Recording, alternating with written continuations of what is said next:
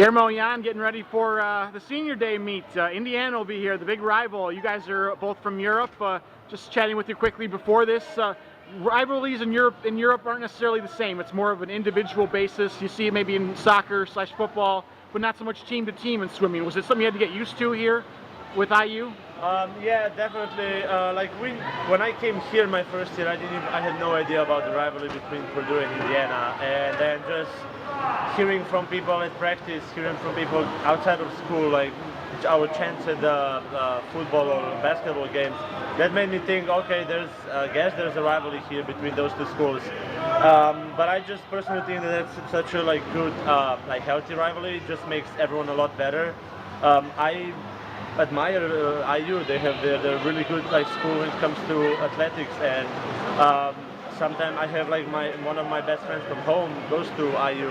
He's a swimmer there too, and I just think it makes everyone a lot better, and it's just something we can be glad that we have. The areas of mutual respect that you kind of feel like are most important, Guillermo, that they do well?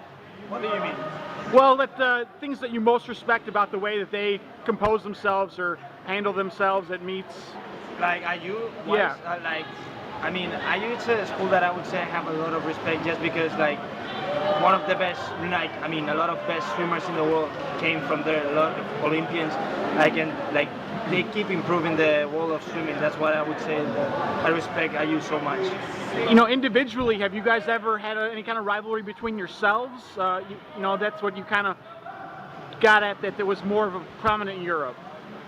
Every day. Well, every day. I think we're rivals, but in just the best way possible. As I said, in swimming, I just don't, I know he has better times than I do, but I always want to beat him in practice. I want maybe sometimes want to beat him at the meets and the discoveries, but it's just the best way. As Guillermo said, outside the water, best friends, but inside the water, just as the same competitive as everyone else is. Is there anything in particular you're looking forward to at this last meet, Guillermo? This last home meet? No, I'm not gonna say improve times, because the shape that I have right now is not the ideal one. I'm tired, there's been a lot of practices going on, but I would say win and get as many points for Purdue as possible. Yeah, and you mentioned that it's one of those things where you might be feeling not your best right now, but it's going to pay off about a month from now. Yeah, I think this is the way I feel right now. Is not just perfect. I'm not super fast. I'm not feeling on top of the water. But this is the time to feel a month from now at Big Tens. And so right now, me and Dan are talking, we're just in the best place that I've ever been in college swimming, and everything just getting ready for Big Tens and NCAA later. Maybe just real quickly, looking back 4 years, you came halfway across the country essentially to come here to swim. One of the better decisions you guys have made? Absolutely. Yeah, absolutely. Every time, and the thing is that none of us came here for a recruiting trip. None of us see the pool, none of us met the coach or anyone from the team, and now I'm just so happy that I came here. And of course I'm biased, but I just think that Purdue was my best choice and best university there is. Dan, always a special meet when you get to host the Hoosiers, and this year it doubles as senior day as well, which happens every other year or so. Give us an idea why it's co-ed this year. It's good. We did it a couple years ago to get it on the Big Ten Network down in Indiana. This year we did not have the SMU Classic, which was last weekend, so we had a weekend off and would rather not have 2 weekends in a row off.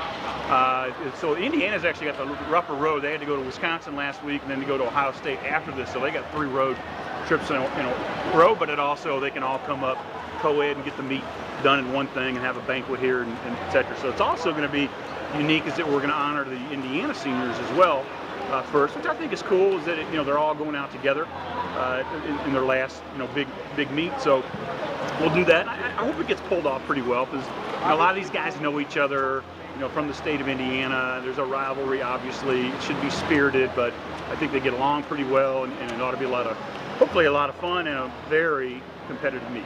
And a unique senior class for you this year with 4 divers, 4 swimmers, and maybe one of the more international senior classes you've ever had. Yeah, it's interesting. Everybody's always telling me, oh, you're international guys, because we got Gutierrez's and Pajolis and all these guys that had foreign names. I said, no, those guys are not. Now, you got the Petrics and the Blancos and Jamie and Liam and from Canada. And so yeah, it is a group, but it's also a really cool group. When we did our disc thing with Kathy Wright-Eager, it was interesting that our 4 swimmers, one was a D, one was an I, one was an S, and one was a C. It means they have totally different personalities, which is cool. We got 4 divers, which is totally rare. 7 out of the 8 guys have been in the top 8 of the Big Ten, so there's a lot of experience there. So you know, we do have some young guys on the team, but I definitely can't call this a young team because we got such experienced guys. So what you really want as a coach is you want them to develop as men, and I believe all 4 of these guys have. I think they're better swimmers and divers now than they were when they got here, but they're also better men. They're a great representation of Purdue University, and just want to see them honored. But we're not going to spend a lot of time here. We just want to say thank you, and then at our banquet at the end of the year, we'll really get up there and get in the nitty-gritty of what they've done and what they've made special about Purdue with their careers here. And some cool news today with one of your alums, the breaststroke Big Ten champ, getting into the Hall of Fame. What does that mean? That's really cool. It makes me feel a little old that all of a sudden I've coached a Hall of Famer, but he was pretty special. He's one of our first international guys. He was a freshman of the year. His first year, he won Big Tens. He was finalist at NCAA, I think top 8 5 times. You know, pretty special guy. And the coolest thing about Vilmos is he lives in Lafayette. He has 3 boys. He pays taxes in his town. He's the ITAP leader of the stealth bomber building here in town. And just a super bright guy. We have lunch once a month. We do a little cooking together every once in a while. He's just a really cool, super smart, super great guy that, you know, international students and scholars should be proud of, Purdue should be proud of, and the county, Tippecanoe, West Lafayette, Lafayette should be proud of.